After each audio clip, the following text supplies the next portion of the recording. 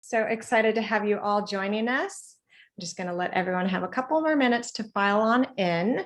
But good morning. It's morning time for me. I'm not sure where it is for you, but happy to see you all. So for those of you that know what we do to start off these calls, if you can find the chat box and go ahead and let us know where you're calling in from and let us know what number event this is for you. This is just a great way for us to all get to know each other a little bit better before we start. So my name is Laura. I am one of the San Diego chapter leaders and TNN virtual event hosts. I live in San Diego and I have been to many of these events, and I'm super excited to be here today with Caroline. This topic is very near and dear to my heart. So very excited for her presentation. So before we get started, I am going to quickly share my screen and let you know about some things regarding the Nomadic Network.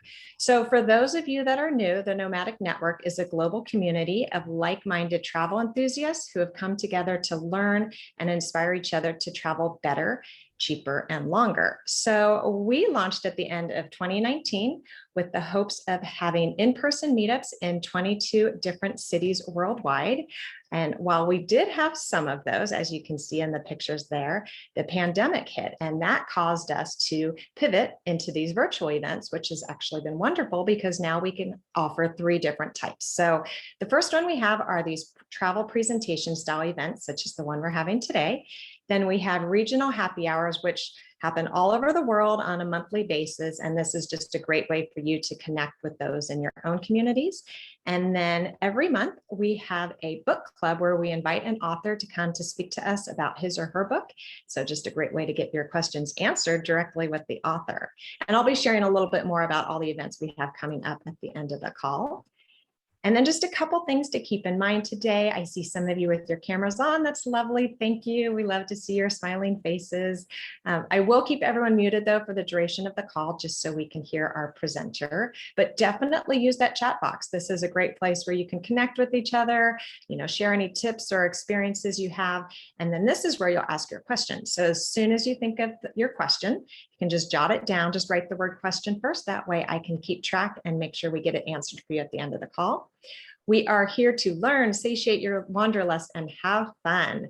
And the speakers do this out of the kindness of their heart. So we're so thankful in advance for having Caroline here with us and giving us her time and all of her knowledge on this subject matter. So thank you so much in advance, Caroline. And then for replays of this event, such as all of our other ones, if you are part of our membership program called Nomadic Map Plus, this is a great way for you to have access to that. There's a link there you can click on for more information. But again, at the end of the call, I will be talking a little bit more about that. So without further ado, I am so excited to introduce our speaker for today. So Caroline is the founder of YourGlobalFamily, which is a blog and business aiming to help parents raise globally minded and hearted kids. She has 25 years of experience in international education. She's raised 3 kids into adulthood and has traveled and lived abroad numerous times, both with and without kids. And today she's here to discuss with us how to raise kids with the global mindset. So Caroline, I will let you take it over from here, and welcome. Great. Thanks, Laura. And thank you for coming today. Really appreciate you making the time. I'd like to just go right into a screen share and share my my slides because it relates to the first thing that I'm going to talk about. So give me just a second and get that going. All right. So I believe you can see this, correct? Maybe just, Laura, can you confirm that you're seeing this, the slides? Yes, you are good. We can see it. Perfect. Okay. So yes, my presentation is on how to raise globally minded kids. And I just would like to do a quick poll. And while I'm sharing this, I'm not able to see the chat. So Lori, maybe you can kind of help me with this. But I'd like you to maybe sort of tell me where you are in this flow. I suppose there might be some people who are single here and don't have any interest in kids at all. I guess you'd be number 7. But if you can put in the chat whether you're single, you hope to have kids someday, you're single in a committed relationship, you hope to have kids someday, your new parent, seasoned parent, empty nester, grandparent, that would give me an idea how to sort of improvise a little bit on the fly. All right, I'll let you know what we've got. We've got some seasoned parents, some new moms, single but hoping to have kids someday, parent with a partner, kids in elementary school, new parent, not entirely sure if they're seasoned yet, another single, another seasoned parent. So I think we've got a wide mix, a lot of 3s and 4s and a couple 1s. Great. Okay. Okay. Thank you very much. So let me tell you a little bit about who I am. Okay. I put these 6 photos, smaller photos up just to kind of give you a quick flow through my life. Those are my parents, my dad and my mom. My mom's the one with the funny glasses in the center. And I'd like to tell you some really exotic story about how I grew up, but I did grow up in a typical suburban family with 2 parents, which is, I think, a real gift, a real blessing. I had one sister who is 6 years younger than I am, there in that top center picture. Grew up, was kind of a rebel in junior high and high school, but somehow ended up at Stanford University. There's another story to that. Did my 4 years there as an international relations and political science major. Met the man who ended up becoming my husband, was not interested at all in marriage or in having kids. I wasn't ever fantasizing that, but made the good move, and we got married. So I got married pretty young. That was shocking for my family. My husband's name is Dale. That picture down on the left-hand side, well, yeah, it's the left-hand side. Maybe it's the right-hand side on your screen. I'm not sure. You can correct me, Laura, if I need to be corrected on that. That is me and my husband in Indonesia. We spent the first 2.5 years of our marriage overseas. We lived in Japan for 2 years, and then we went throughout Asia for the following 6 months. Fast forward a whole 9.5 years, and we had our first child. And then 2 years later had 2 years later had the second, so boy, and then a girl.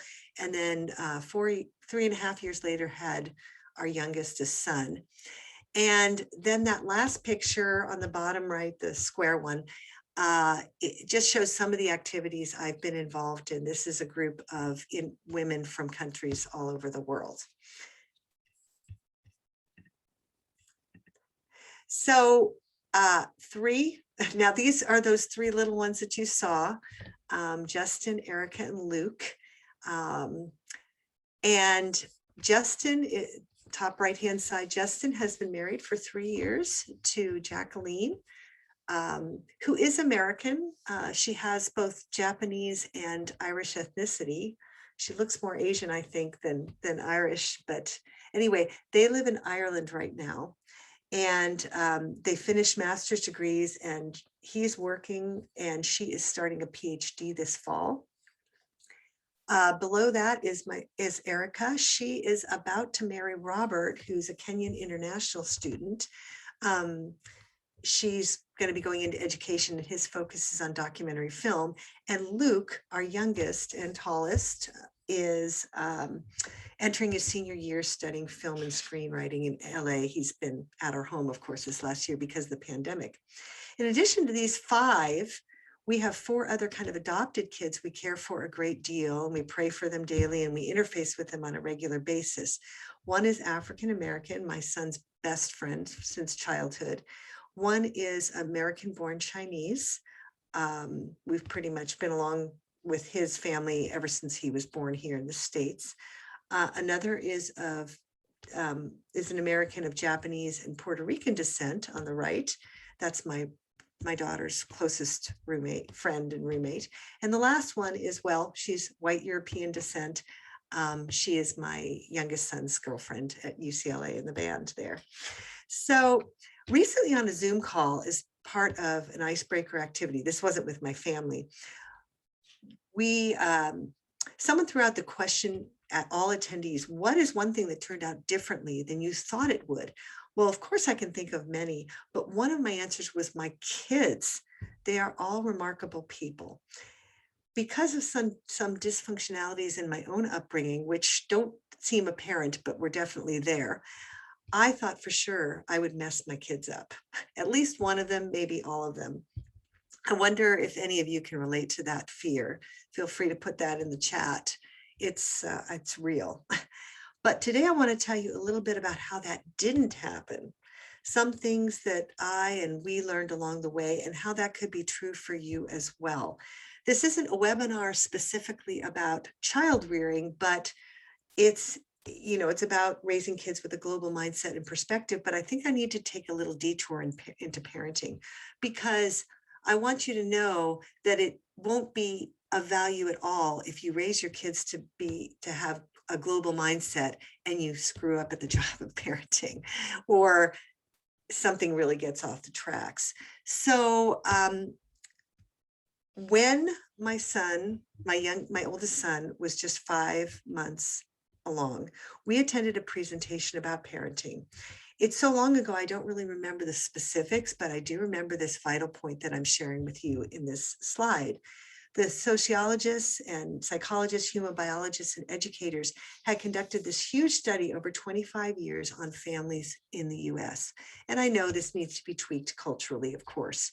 A key discovery of theirs was that the health of the adult and adult-child relationship depended mostly upon what happened roughly between the ages of 5 to 12, for these reasons that are on the screen. I'm sure you've probably read all of these things. So what can you do? Parents often send their children off to full-time school at this point, and many abdicate their parenting job, or at least partially. They ramp up their careers and their work, and they often outsource the job of parenting to others, whether it's teachers, activities, organizations. They get so busy. I'm sure with this pandemic, there's been an opportunity for reset with this, which I think is a good thing. But this is such a key time for kids. They're the memory making years, and they often want to be around their parents. They're open to their influence and involvement, and they'll often do anything to get your attention. So I share this with you because I believe being in that presentation almost 26 years ago now proved pivotal to our parenting. It really caused us to think, and I'm just so grateful we were in that presentation. So we tried to give as much as we could to our kids during those years, recognizing that after, peer media and technology influences would become so much stronger, and of course they did. So I also want to take a moment to give my educator husband, he's an high school English teacher, a plug. He wrote a book a couple of year and a half ago or so that really was, this was the book that he wanted to write when all the parents would come in and say, wait a second, why is Johnny, not getting his homework done? Or why is, Chloe tuning me out? This book really helps you understand. So if you are in this stage of 12 to 16, or you are heading to it, and you of course are hurtling towards it, I would so strongly recommend you get a copy of this book. At least make note of it now, and you can take a look at it. I wish we had that book when we were raising our kids, but I had the husband that wrote it. So anyway, it's a very short book too. So now I'm going to go to the specifics about raising globally minded kids, and I'm going to intermingle our experiences in these 5 points. Point number 1, obviously, is define your parenting goals by creating a family mission statement. You really need to know what you're aiming for, what's important for your specific family. Like, what are your goals? And I would offer to say that I think these 2 things stand out probably among many, but are really important. You want children with whom you'll have a healthy and thriving adult-child relationship, because that's the longest period of time that you're going to have with them. Most likely is when you're an adult and they're adults. And so if it's not good, then, kind of what's the point? And then you also want children who become contributive, empathetic, innovative, loving, responsible, self-aware, and solutions-oriented adult global citizens. We need these people more than ever. And you may not agree with every single one of those attributes, and you may have others you would add as well. But I would say that these are all really a person who is some of these at least, are the kind of people that we need in our society and in our world. So our family mission statement was roughly this. And I say this was our working kind of idea. And we simplified it with our kids with graphics and so forth, but was to raise our kids to become healthy, responsible, and engaged global citizens who love God, family, the world and its peoples, others, including the stranger, the natural world, and importantly, who they are. So I'm moving forward to this because we always thought we'd raise our kids overseas. We wanted to do things differently than our parents had raising us in the US. But a few years before we had our first child, we got involved in a local outreach to international college, university, and graduate students in our area, first as volunteers, and then I became the staff member, the staff leader for that. We became deeply integrated into the international community in our coastal California city, and it was pretty significant in size. So our kids were born into this milieu. They had people from all over the world holding them, playing with them, babysitting them from the get-go. They saw faces of all different colors, people from all different cultures, speaking in a wide variety of languages. That was their normal. We discovered with the world literally coming to us, living in the US, would allow our kids to experience the world quite naturally. So these are just a few pictures that I dug up from the archives. I want to draw attention to that picture at the top in the center.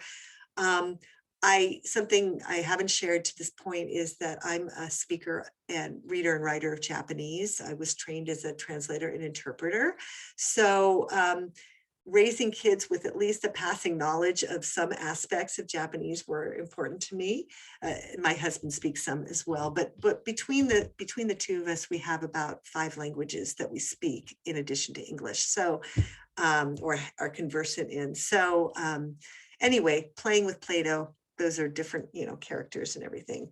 So integrating those students into our lives was really significant. But it's really important. We learned that this was all good until it was not. When the kids integrated, that was great. But when they got older, and I would say you start to see this some in like mid to late elementary school, they'd sometimes disengage, they'd migrate to their rooms, they'd separate from the activity, which is normal. But when it got to be too much, we changed our approach, because parenting was always our top priority. And I think that's why they don't resent us anymore and our involvement with these international students. And I will say something here. My daughter, of all 3 of our kids, I would say my daughter is the most natural introvert. And as my only daughter, and I'm more on the extroverted side, as my only daughter, at first I was kind of saying, whoa, she's not just like me. Well, thank goodness she's not just like me. But I had to learn to work with that in her personality so that she wouldn't become resentful later on. And, having all these people in our home all the time, it was a revolving door. And at some point it became clear that wasn't a good idea. So point number 2, emphasize how differences are often good, not bad, and point out what's the same or similar.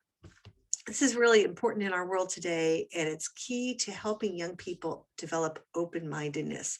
There's a distinct draw to those of us, to those who are like us, this tribalism. We hear about it all the time. Even this gathering today is bringing people that are like-minded together, right? I think this is a good group, but it's a natural thing. But when the equation becomes difference equals bad, then there is a problem.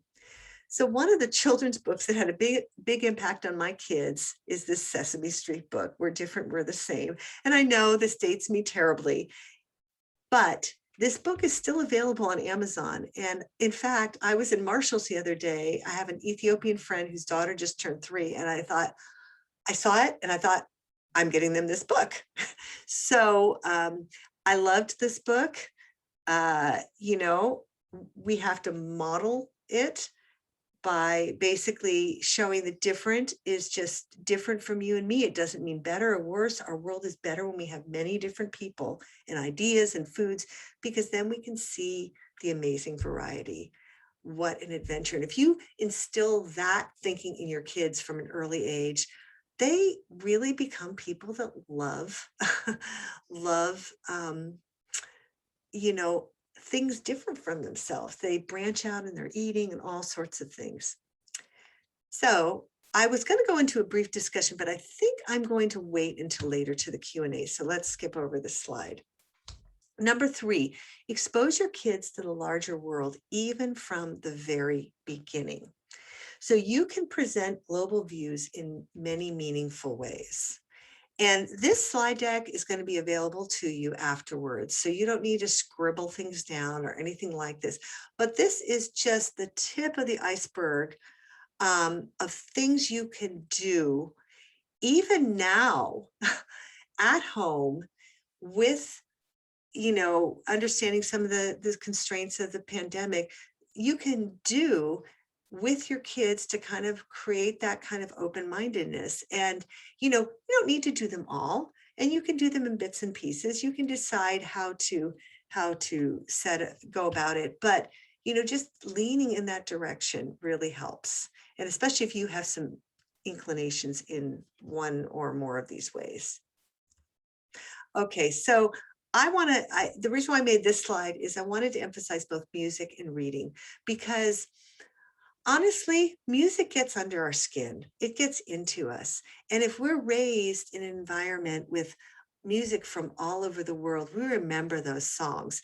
Case in point, my husband and I, for one of our bigger anniversaries, we went to an island in the Caribbean, and we came back with this incredible CD of Caribbean Christmas music.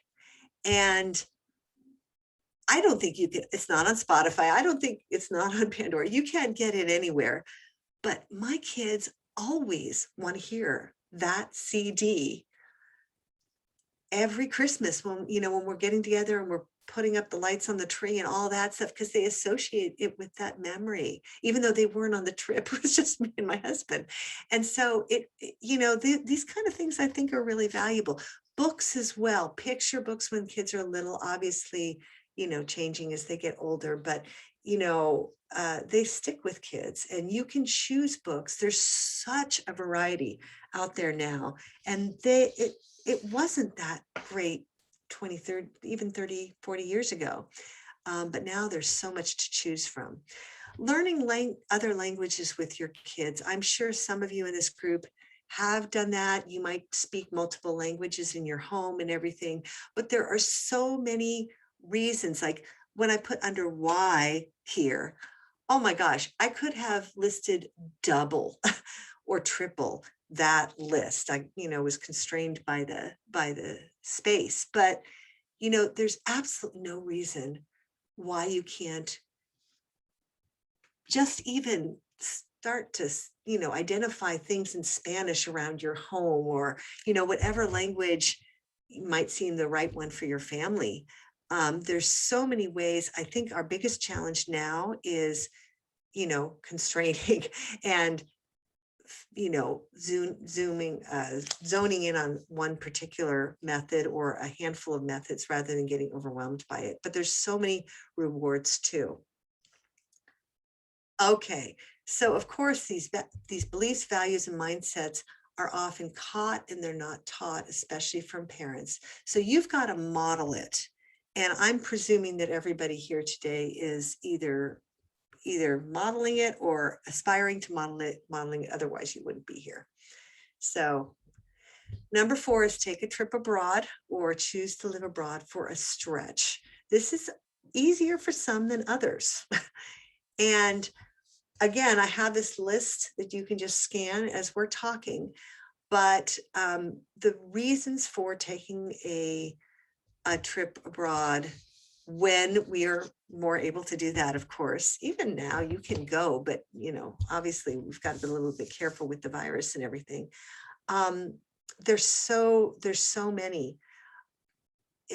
There's just kind of no reason not to. And yet I will say that our culture is built in such a way that it makes breaking out of the flow that you're in, if you're in the US or in any one specific place, it's very, very hard to break out and do something different. We thought we would, and we thought we'd be raising our kids overseas. That didn't happen. And sometimes I thought, oh, I'm really disappointed in that.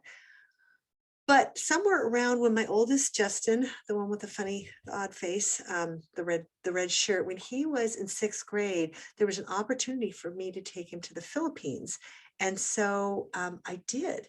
It was such an amazing moment because we got to meet his sponsor child, or basically his pen pal. And suddenly that whole experience became real. And he grew up a lot through that experience. A few years later, I got to take my daughter, Erica, with a smaller group. We went on this service growth trip to Thailand. And we got to meet up with one international student and her daughter there. And that kind of made the whole thing real for her as well, because she had known this student over here. Then several years later, we got a chance to go to move to China. And so this is where we went to live for a year. It's Ningbo, China, which is like no super remarkable place. It's about 2 hours south of Shanghai, but we didn't want we didn't want like a it's a city of like 6 million people. So it's huge, but we didn't want a well-known place. We wanted to kind of experience China as regular people do, given the fact that we're not, Chinese.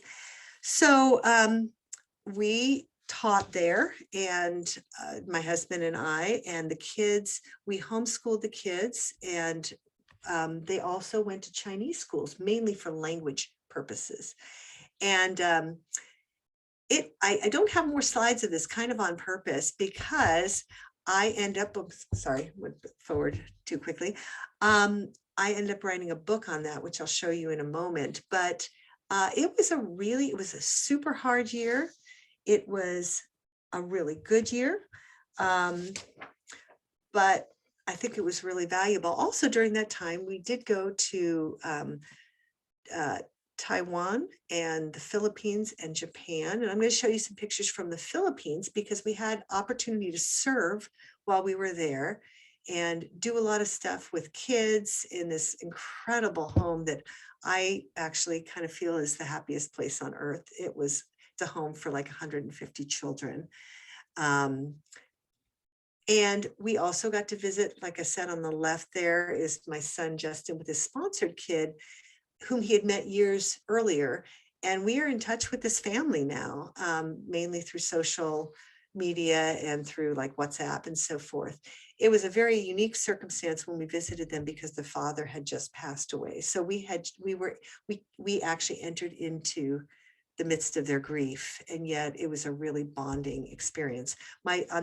Below, my daughter also had a sponsored child, and they are about the same age, actually. So, you can tell nutrition is an issue. And Luke had his sponsored child, pen pal Brian. Brian lived in this makeshift shanty alongside a road. It had a very powerful experience, even though it was an hour with this family. And again, Luke and Brian are like within a couple months in age. So, Anyway, we also had moments to simply relax and enjoy the good life together when we were there as well. It's not all work. I wrote this book. I'm going to put these links in the chat later on, but it was just something that I really wanted to do to capture the experience. And if you go take a look, you'll see that there's a lot of reviews there, and you can read them and see what you think. Okay, last point.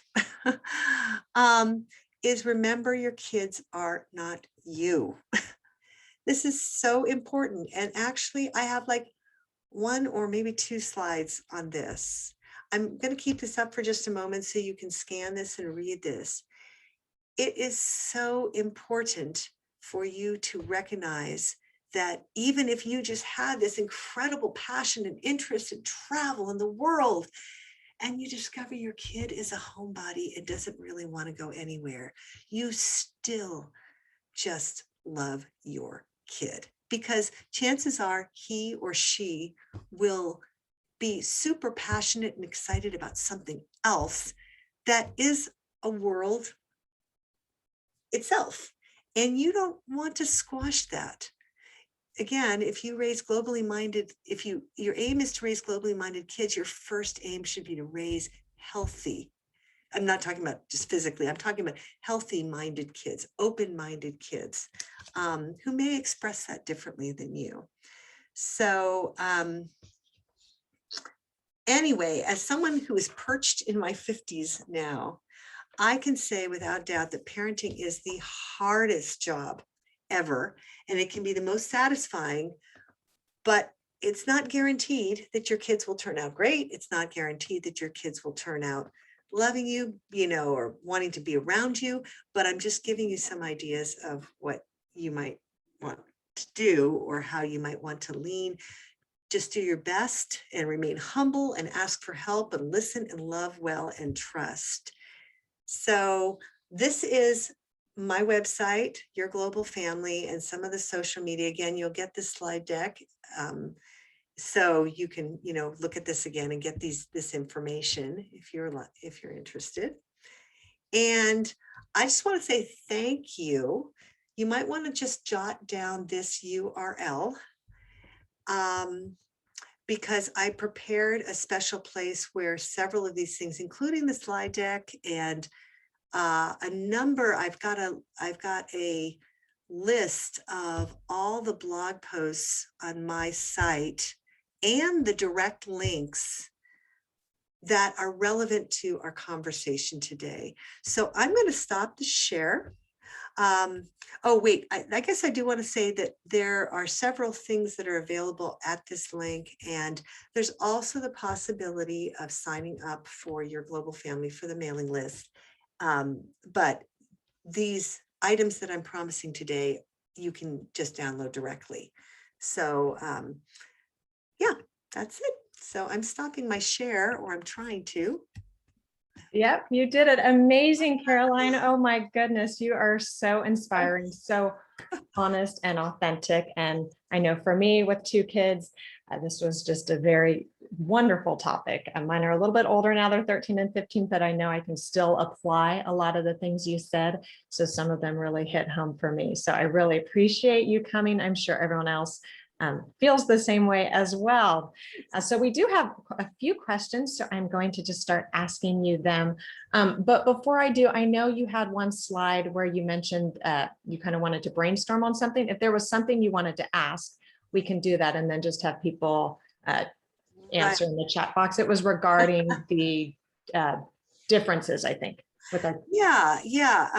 I'm just, I think because of what's been going on in the US and really around the world in the last 4, 5, 6 years, we seem to be polarizing more, and we seem to be, many countries in the world have become more kind of isolationist and nationalist and focusing on just kind of ourselves and not looking outward, like I think at various points we did.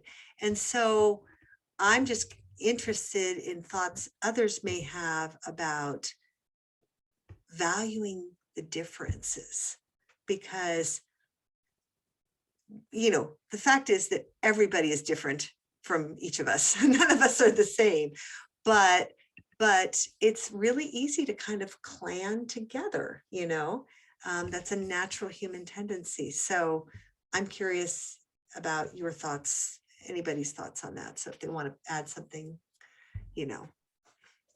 Perfect. Yeah. If anyone has thoughts on that, you can just drop that in the chat and then we can read those. That would be wonderful. So while you're doing that, I'm just going to ask some of our questions that we've had come through. So Victoria was curious, how should someone begin researching sponsoring a child to make sure it's a legitimate organization? That's a good question. Well, so I'm not as up on those organizations now as I was, say, 10, 15 years ago, but I would start with Google. I would start and I would read what people say about the different organizations. There are some established, a lot of them are religious based, and you have to decide if that's what you want, but not all of them are. So I would start with Google. I would also use tools like, how you can, well, you could poll in this group, obviously, and not just today, but just within the nomadic network. I imagine there could be polling, but you could also poll on Facebook among your contacts there, see if have people done this, what do they recommend and everything. I think it's a process. I think what you're looking for is that 90% or more of your contribution goes to the child, that it's not being held for an admin.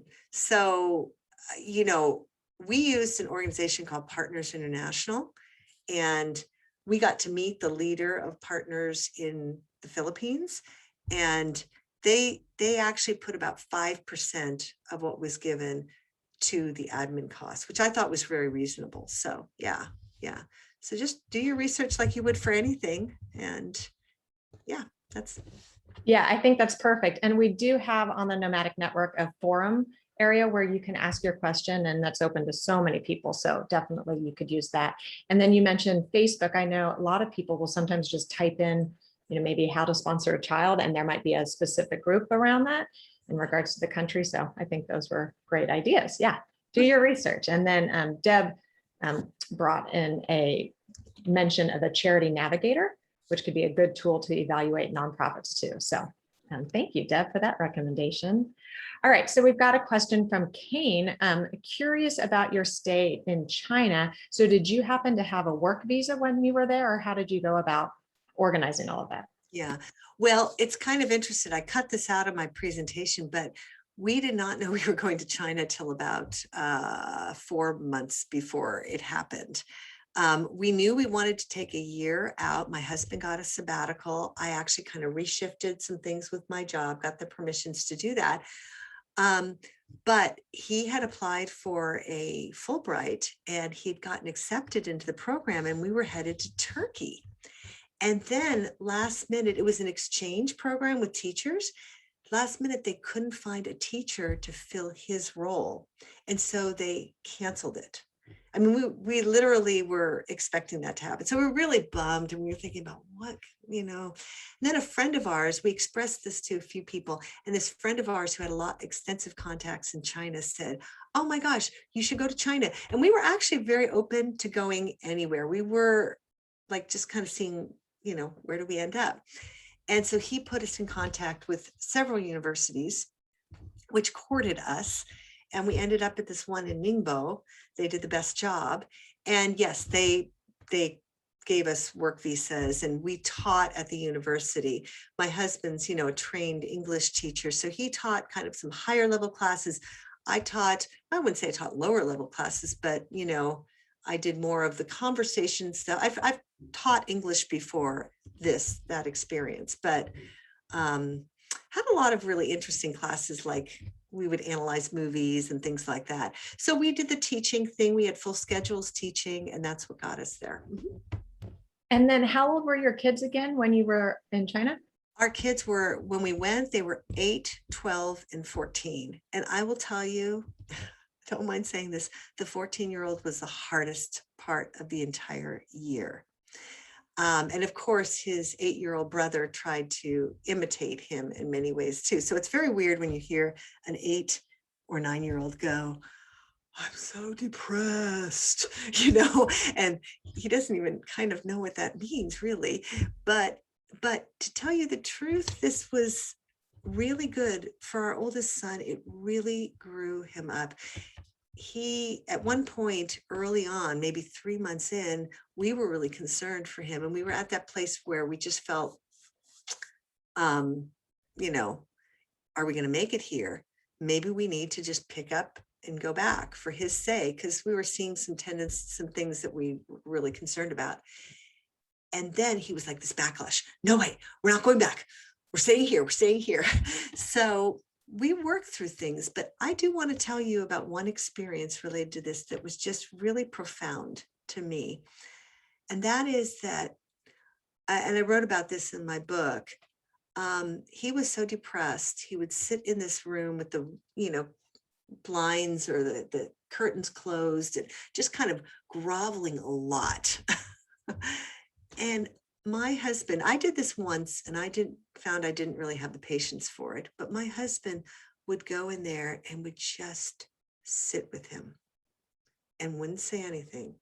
Like he would sit with him for an hour and a half, and just be there. And finally, Justin started to open up. So yeah, parenting is sometimes a slow, patient process. Yeah. And then, as and ironically, when we traveled during our we traveled for about 6 weeks. And when we went to Japan, my husband and I felt really comfortable in Japan because we've spent a lot of time there. We didn't actually realize that our kids would not necessarily feel the comfort level we did. And so we get back to China, and one evening we're walking along a river, and I've got my older son locked in one arm and my daughter locked in my arm. The three of us are walking along, and Justin said, "Wow, it's so great to be back here in China. At least we understand what's going on." And I just thought, do you? I'm not sure I do yet, but I just thought it was really funny. Yeah. I love that. They didn't realize that it was their home and they were comfortable with it until they had to leave, right? And then they were aware of that. Right. So I'm curious, did they actually learn some of the language while they were there, or what do you feel? So that was my first question. My second question is, what do you think was their biggest challenge from living abroad? So as far as language goes, you would think that the youngest would learn the most, the 8-year-old, and then it would kind of go on up. I think it was just the opposite, actually. And the reason why is because if you bring a 4 or 5-year-old into another culture, into another language, they usually are not at the point where they will rebel against it. But the 8-year-old did more than the other two. And that was because we had them going into, so we'd homeschool them in the morning. And sometimes I'd have class and he'd take over and vice versa. But we mostly got the people at the university department people to schedule our classes in the afternoon, in the evening. So we'd homeschool them and then send them off. And my youngest son went to a school that was only 5 minutes away, but my older son and daughter went to a school that was entirely across the city, and they had to navigate the buses by themselves. It was, it was a little like this. We had more than once kind of felt nervous about that. But what happened was, one of the teachers of my older son took him under her wing and basically designed curriculum specifically for him. And every day he'd get an hour-long lesson with her. So it turned out he didn't want to let her down by not showing up, even though he sometimes did. And then my daughter was more kind of integrated. She developed some peers that were a little bit better English speakers and would kind of help her get through things and everything. Yes, they picked up Chinese for sure. And all three of them have done Chinese language over here. But my youngest, unfortunately, he experienced some bullying. And I think they just didn't really know what to do with him also. It was much harder. They weren't really trained. He was the very first non-Chinese in that school. I mean, these were real Chinese schools. These weren't like international schools. And we ended up pulling him out midway through that situation.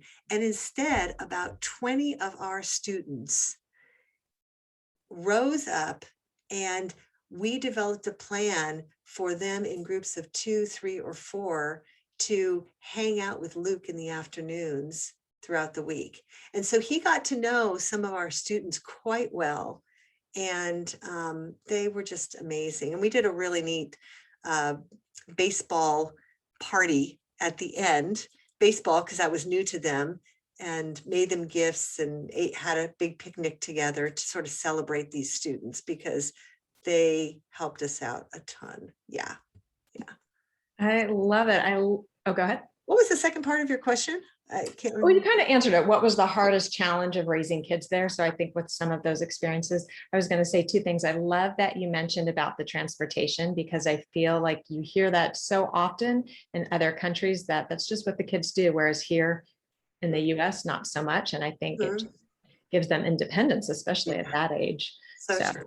And then I love that. I love the challenges that you faced, especially with your youngest, and that you were able to come up with solutions and rise above it. So that's the fun part about living abroad. Right. Yeah. So Deb has a question. Outside of the mission trips, did you do any international travel as a family before that year abroad in China? Well, I wish I could say yes, but no. We've been to Mexico, so I guess that would qualify, and through Canada, and that qualifies too, but no, we didn't. I think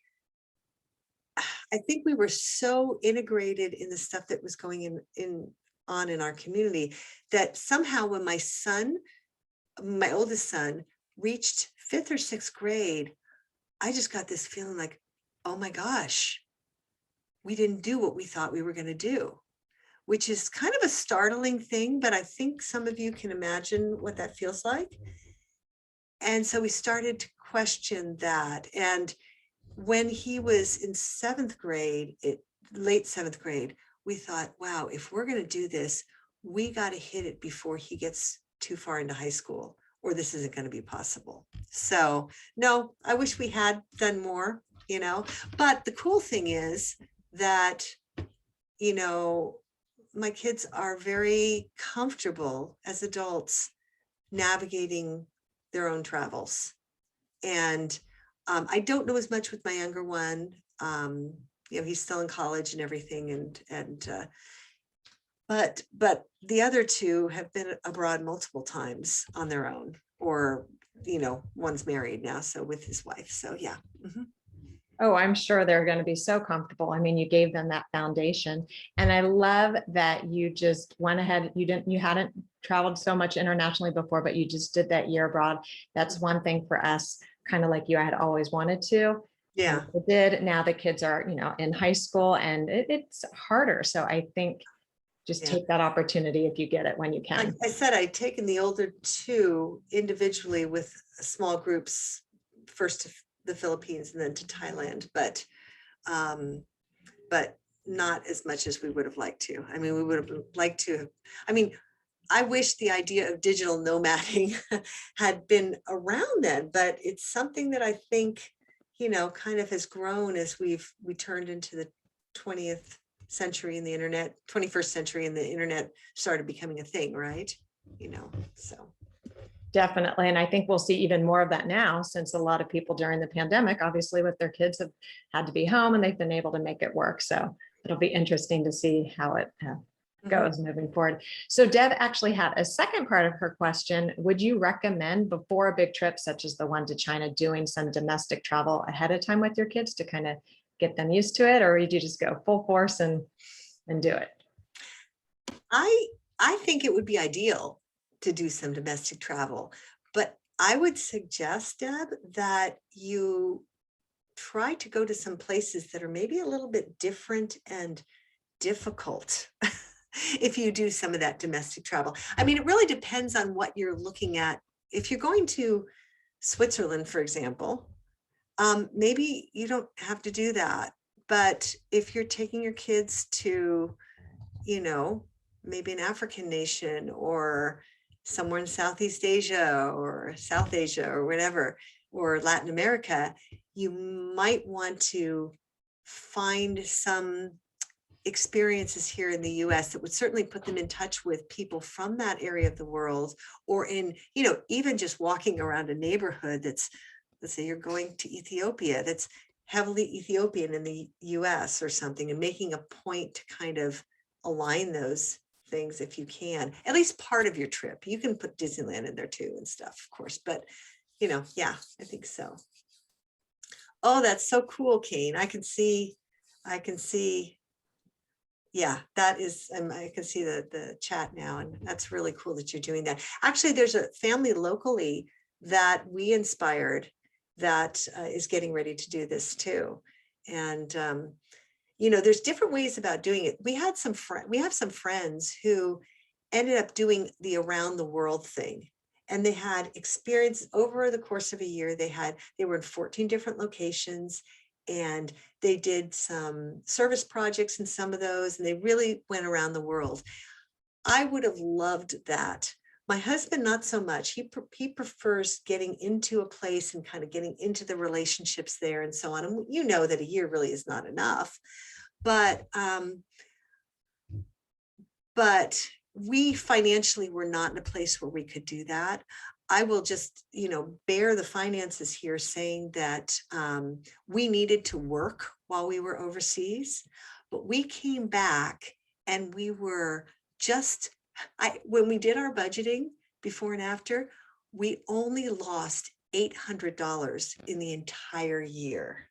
I kid you not. Deb, I know Deb, and Deb's a financial person, so she'll go, whoa, how'd you do that? So we were only $800 poorer when we came back after a year. And so to me, the $800 was totally worth it. We were at a pivot point in our family evolution where we were saying, do we want to add some space onto our house? Which, by the way, it doesn't look like it because I have a high ceiling in my living room. So it's quite an optical illusion. But we live in a house that's 1,500 square feet. And that's, by some standards in the world, that's a lot of space. But by US standards, that's not. And so we were toying with the idea of adding something onto our house. But we thought that it was either addition or go overseas with our kids. And we chose the latter, obviously, and we don't regret it at all. So, and, as your nest empties, you realize, yeah, I'm glad we didn't put that extra 500,000 square feet on our home. What would that have been good for? So, yeah. Exactly. I was going to say, I think your children will probably remember that than the square footage of your house. Yeah, I do see that other question, by the way, about what do we do with all of our stuff? Well, we ended up packing a lot of it, not all of it, up in boxes that lined our garage. And we ended up we got renters. I will tell you that we live in Monterey, California. It's not cheap to live here. And because my husband is a teacher and I worked in nonprofit for a very long time, we were not Silicon Valley millionaires. And I think this is a really important point, actually. So we were very fortunate back in the late 1990s to move into a home that's called inclusionary housing. And so that's housing that's set aside for low and moderate income families. And back in the day, that moderate income family had an income somewhere around 60 to 65,000. This is 1997 or so. Well, we got into this place, but we had certain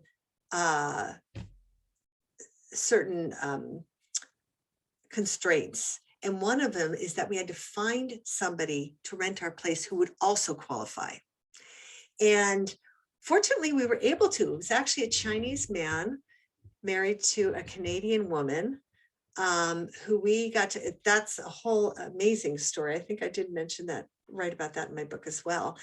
And they end up renting our place, and then they sublet the 2 additional rooms. That went mostly well, but not perfectly.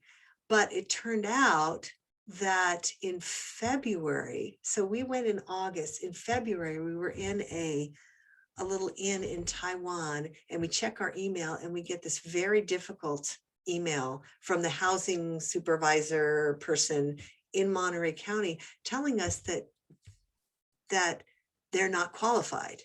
And so it was such a mess. We basically, between February and July of when we left China to come back, we basically had to deal with mechanics related to that, or logistical things related to that, with this very kind of difficult woman. Yeah, but it's part of the story. I didn't put it in my book and everything, but you just deal with it. I mean, that couple stayed in our home, and the subletters stayed in our home until mid-June, and it happened. It worked. So yeah. Yeah, there's always going to be those challenges along the way, but I'm so glad it worked out. And I love seeing in this chat. So we've got Kane, who's leaving for a year-long trip. We've got Carla moving to Vietnam. So I love this, all these adventurous folks here getting out and about. That's so wonderful. I think I have answered everyone's questions. If anyone has anything else to add, just go ahead and you can put it in the chat. But oh my goodness, Caroline, this has been absolutely amazing. I definitely want to get out on the road and start traveling again very soon with my kids. Me too. We have done some trips with our kids as adults too. We were in Europe. We were in Europe in 2018, and like 4 or 5 weeks, I think, in Europe. And most of that we were with them traveling. So that's also sort of the cherry on top of it all, that if you enjoy your kids and they enjoy you, you can do this as adults too, which is great. Yeah. That is true. That's what I'm looking forward to. And I'm sure all the different phases with the kids, there might be some pushback for traveling, but once they're an adults, I'm sure they're just so excited to be on the road again with you and experiencing it. So yeah. And I would say I'm open to chatting with any of you who are specifically leaving. I think maybe I'll go ahead and just put because this is a smaller group, I'll go ahead and just put my email in here. That's perfect. Yes. And I dropped all of your information in as well. So everyone, if you don't have time to copy it down, you can just save the chat box by clicking on those 3 dots on the bottom right, and that will save it. And then Caroline just gave her info as well. So before I go and share my screen with a couple more things, Caroline, did you have anything else to add? No, this is great. I'm so glad you came, and thank you for your time. I really do appreciate it. Yes, it was amazing. Thank you for being so inspirational to all of us. All right, guys, I am going to share my screen one more time and let you know about some things that we have coming up. As I mentioned, we have these 3 different types of events at the Nomadic Network. So these travel presentation style events. So we have a couple more coming up for this month. On the 25th, we have how to get free accommodation with house sitting. So that's definitely a different way to approach your travel adventures, which should be a fun one. And then on the 27th, we have long-term travel, how to stay mentally, physically, and emotionally healthy on the road. We actually have these booked out all the way through July. So you can just go to that link, the nomadicnetwork.com/events, and you can sign up for any of those that you want. And then we have regional happy hours. So these happen monthly in all the different regions around the world. Tonight, we have one in the Southeast, on the 25th in Europe, the 26th in the Northeast, and the 27th in Texas. So there's always different one in the area you're from or in currently at that moment. And if you're not, and you want to join, feel free to just hop on one of those. It's just a really great informal, they're more of a virtual happy hour where everyone is unmuted.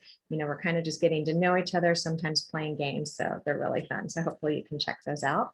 And then, as I mentioned, we have these monthly book clubs. So our next one is on Wednesday, June 2nd, the book Meeting Faith. So this is where we will bring in Faith, the author, to talk to us about her book. I know this is one Nomadic Matt really loves. I haven't actually read it yet, but I'm super excited to because I've heard it's fabulous. So definitely pick that up and then you can get all your questions answered.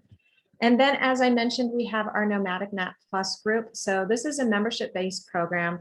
It's only for just a few dollars a month. You have access to so many wonderful perks. So all the event replays, such as this one, will be available to Nomadic Nat Plus members. And then there's a live Q&A with him every month, which is always fun. There's an exclusive Facebook group. So just tons of different perks, different ways to, be more invested in the community and get more information. And I always say, I think it's a great way to give back to Nomadic Nat and the Nomadic Network team for all they've given to us over this past year.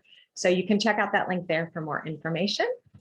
And that's it. Thank you all so much for being here, for all of your wonderful questions. And we couldn't do these calls without you. So I appreciate all of you giving us your time, and Caroline, you being here as well and sharing all of your wonderful insight. And I see Kane raising his hand. So Kane, if you do have a question, you're more than welcome to ask. I can keep the call open for, oh, you're saying thank you. Okay, you are very welcome. See, I love the video. It's wonderful.